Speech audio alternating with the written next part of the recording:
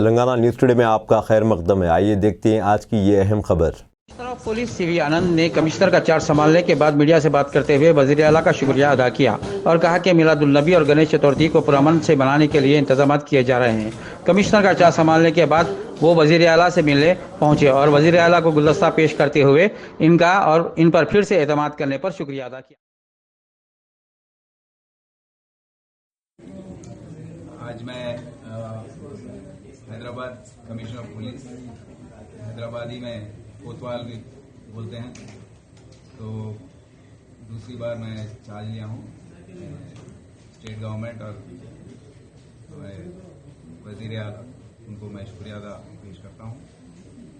अभी हम आप सबको पता है, अभी गणेश का फेस्टिवल चल रहा है, उसकी बंदोबस्त के बारे में सब लोग यहाँ पर बिजी हैं और 17 तारीख को निमज्जन होने वाला है। उसके तुरंत पश्चात 19 तारीख को मिलाद का जुलूस निकलने वाला है। तो इसके बारे में सिटी पुलिस पूरे इंतजाम जो हैं वो कर चुकी होगी।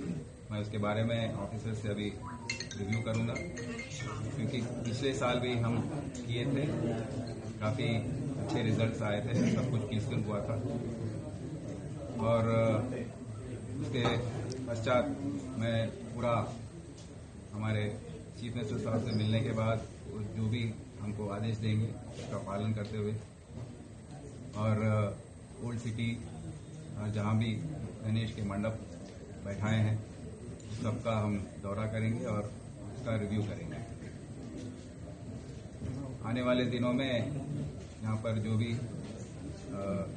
लॉ एंड ऑर्डर और दूसरे ट्रैफिक के इश्यूज हैं, ड्रग्स का इश्यू है, उसका सब हम रिव्यू करेंगे और आपको इत्तला करेंगे कि क्या क्या हम इसके बारे में स्टेप्स लेने वाले हैं। अब दीजिए इजहारुल हक को इजाज़त। मिलते हैं अगले खबर के साथ, तब तक के लिए हमारे चैनल को लाइक, कमेंट, शेयर करना ना भूलें। अल्लाह हाफिज़।